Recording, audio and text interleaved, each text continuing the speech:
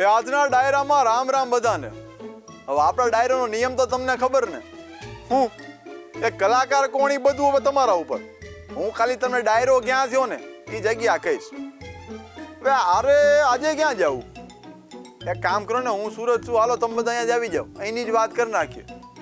હવે ભાઈ હું તો ફૂલ ડાયો, એકદમ સંસ્કારી એકદમ. તો મારા 5 રૂપિયાની કુલ્ફી ખાવી હોય ને તો એ ઘરમાં મમ્મી પપ્પાને પૂછવું પડે કે બાપુજી ઓલો કુલ્ફી વાળો આવ્યો એક 5 રૂપિયા આપો તો ખાવ. વી આ પાડે ને તો જ હું ખાવ, બાકી ન લઈ શકું. પણ સુરતમાં હું થયું ખબર તમને?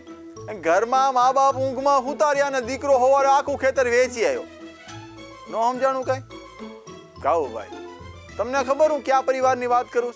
મા બાપ દીકરોની બધું. હું એસએફસી પરિવારની. તો ઘરના વડીલ કોણ થયા? મ્યુનિસિપલ કમિશનર ને સ્ટેન્ડિંગ કમિટી. તો હવે બગડે દીકરો કોણ? ભ્રષ્ટ અધિકારીઓ. સમજાણું હવે? હા. હવે સુરતના કતારગામ વેટ દરવાજા પાસે નાસિરનગર આવ્યું ને એની વાત છે. ત્યાં કંઈક મિસ્ટર ઇન્ડિયા જેવું ડિમોલેશન થયું. હવે થયું એવું કે ઓલા વડીલો હોય ને મસ્ત ઓરડામાં ચા પીને 4 ભાઈ જુડી પીને શાંતિથી સૂતા હતા. હવે એમને એમ કે છોકરાઓ બાદ ફળિયામાં રમતા હશે, પણ છોકરાઓ ફળિયામાં નહોતા હો. છોકરાઓ તો નાસિરનગરમાં રમતા હતા, અને એ પણ એના પોલીસ ભાઈબંધ હારે. અને પોલીસ ભાઈબંધ બી એકદમ મસ્ત ઓલા હોય ને ખાધા પીધા ઘરના એકદમ એવા. હવે હું ને તમે તો હું રમીએ બેઠી દડી, લાંબી કૂદ, ઊંચી કૂદ. પણ સુરત તો પહેલેથી જ એટલું આગળ. ત્યાં છોકરા હું રમે ખબર? ત્યાં છોકરાઓ જેસીબી રમે. સવારની પડી બપોરને આખો વિસ્તાર ધૂળના ઢગલામાં. કરોડો રૂપિયાની જમીન પર બુલડોઝરો ફેરવીને લગભગ 1000 ગરીબોના ઘરના નળિયા ઉડાડી દીધા. જેમ મિસ્ટર ઇન્ડિયા ફિલ્મમાં અનિલ કપૂર કેમ લાઇટ ચાલુ કરે એટલે બધું ગાયબ થાય, એમાં ભ્રષ્ટ ટેણીયાઓએ ભ્રષ્ટાચારની એવી લાઇટ કરી કે મનપાના કાયદા કાનૂન, નોટિસના કાગળિયા અને ગરીબોની દયા બધું હોવામાં ગાયબ. હવે સારું છોકરા ભૂલ કરે તો બધું આવે ક્યાં? ઘરે જ આવવાનું ને. એમ બધું આવ્યું ભાઈ ઘરના દરવાજે. આવ્યા બધા ઘરના દરવાજા ખખડાવા. એટલે હે કોઈ? આ વડીલા બિચારા સૂતા હતા, ઘેનમાંથી જાગીને આવ્યા ભાઈ આંખું ચોળતા. કીધું ભાઈ હું આટલો કકડાટ કરો છો, થયું હું? ઈ તો કયો. એટલે બધાએ કીધું ખારું તમે નાસિરનગરમાં ન કરવાનું કર્યું, આ ખોટું કર્યું. વડીલો કે બાપા રામના નામ લ્યો, અમે તો કાંઈ કર્યું નથી.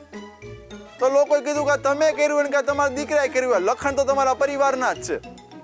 બાપાએ દીકરાઓને અંદર બોલાવ્યા અને પાછો દરવાજો બંધ કરી દીધો. હવે અંદર જે વાત થઈ હોય તો મારો રામ જાણે. પણ આ બધા ગડિયા ઉડિયા બહાર આવ્યા ને તો બહાર કીધું ભાઈ છોકરાએ કાંઈ કર્યું નથી. છોકરાઓ તો ખાલી ઓલી નદી જોઈએ કે પર્વતી રમત રમતા હતા, એટલે રમતના નિયમ પ્રમાણે ખાલી હાદી ચૂનાની લાઈન કરવા ગયા હતા. બાકી તો અમને કાંઈ ખબર નથી કે હું છું હું નહીં. હજી તો એ બધું હાલતું હતું ત્યાં એક માજી આવ્યા. હવે એમણે કીધું ભલે ભાઈ છોકરાઓ જેસીબી રમી ગઈ, જગ્યા મારી જ હતી અને મેં જ જગ્યા એસએમસી પરિવારને રમવા હાટું દાનમાં આપી હતી. પણ તકલીફ ક્યાં થઈ ખબર? આ માજી જયારે બોલતા હતા ને ત્યારે લાગ્યું ખારું કંઈક મૂંઝવણમાં હે બિચારા. અને પાછું વારા ઘડી એમના ચશ્માય પડી જતા હતા, એટલે પકડાઈ ગયું કે માસી કંઈક રમત કરે. હવે આ છોકરાના મોટા બાપા રે બધા ગાંધીનગર, એટલે બધું ગયું ન્યા. હવે વાત છે કાંઈક ભૂતિયા, તો આનું સોલ્યુશન કેનાથી આવે? ભૂવાથી જ આવે ને. એટલે 6 ભૂવાની એક ટીમ બનાવી છે. બસ કેટલા વાગ્યા? હા બસ હવે પહોંચવી જોઈએ.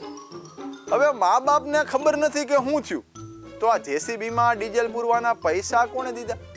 ટૂંકમાં થયું એવું કે નાના છોકરા રમતા હતા અને ખબર નહીં ક્યાંક જેસીબી જેવું રમકડું હતું અને પેન્ડમાં કાંઈક આવ્યું કે એની મેળે જેમ મજા આવે આમથી આમ હાલવા માંડ્યું ને બધું રમણ ભમણ કરી નાખ્યું. બરોબર? હવે ગમે એટલી ચા પીવું કે જ્યુસ પીવું, આ વાત મને ગળે ઉતરે એવી નથી. અને બીજું કાંઈ તો પીતો નથી, તમને શરૂઆતમાં જ કીધું એકદમ ડાયો. બરોબર? ભ્રષ્ટાચારની ગમે એટલી લાઈટ ચાલુ કરો, પણ જ્યારે ન્યાયની સફેદ લાઈટ ચાલુ થાય ને ત્યારે મોટા મિસ્ટર ઇન્ડિયા પણ દેખાય. ક્યાં દેખાય? જેલના હરિયા પાછળ.